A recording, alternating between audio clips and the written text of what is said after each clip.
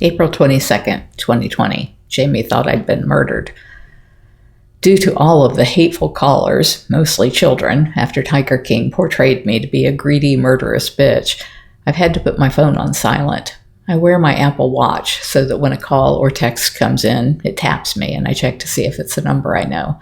Last night, I took my watch off to get in the jacuzzi and then left it off for the night. Around 8 p.m., Jamie had called several times in a row, but I didn't see it. She called Howie, and he was on the phone with Scott Smith from Turpentine Creek Wildlife Refuge, discussing the media hounding them to do a show to, quote, set the record straight, unquote, which none of them really want. They all just want their own version of Tiger King. Howie did manage to switch over before Jamie gave up, and when I heard her voice, I yelled from my office that I'd call her back. Jamie asked if I was okay. I said yes. Why? She said, "You haven't been on social media for 9 hours. You didn't come to work today and you aren't answering your phone." I laughed and said, "I'm not on Facebook for 9 hours and you think I'm dead?" She burst into tears and I immediately regretted taking her concerns so lightly. I forget that she's just not as hardened to the reality of being hated by some pretty nasty people as I am.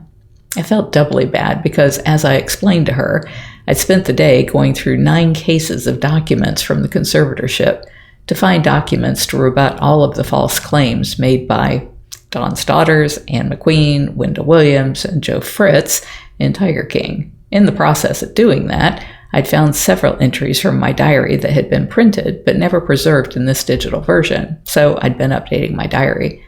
The entries were often about how badly she was treated by Don, and I was feeling overwhelmed with guilt for having ever exposed her to his wretchedness. Jamie said she had noted that our garbage cans were out by the curb, so at first she thought that meant that we were all home and all was well. But as time went by and she couldn't reach me, she decided that if we were murdered, the perpetrator would put the cans at the curb just so it looked like all was well here. How's that for circular reasoning? She said that she was just seconds away from coming back here with her paintball gun to rescue us or find us dead.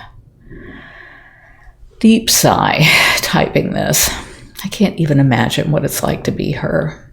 I try to think what it would be like if my mother were the one out to save the world's big cats at the expense of her own life, or if it were Jamie, and how I'd feel so helpless in the wake of someone so bullheaded.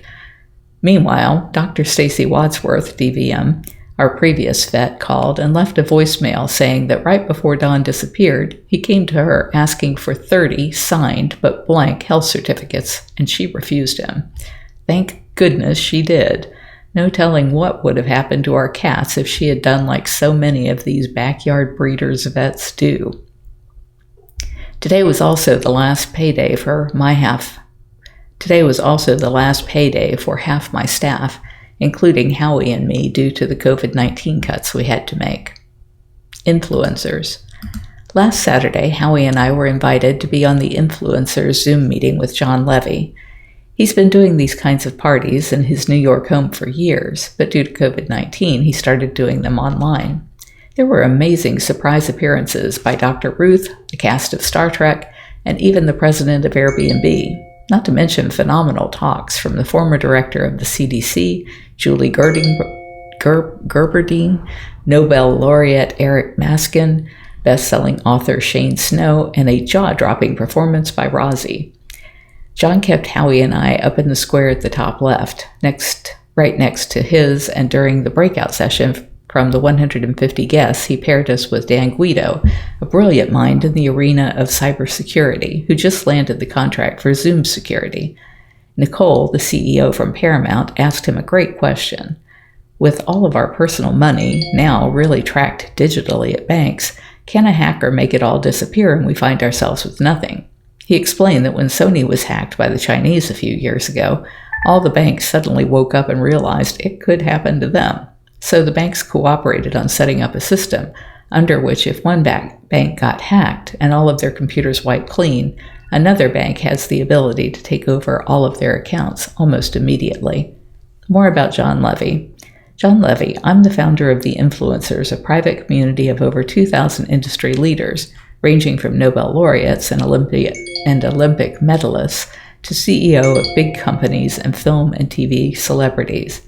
Here's a bit more about John. TED Talk, What Makes Us Influential, The Influencer's Dinner, Inspired Culture, and first book, The 2 a.m. Principle, Discover the Science of Adventure. He's invited us back, so I guess we made the A-list. If you're enjoying my diary, please like, share, and subscribe. You can find other ways to connect to me over at bigcatrescue.org/Carole.Baskin.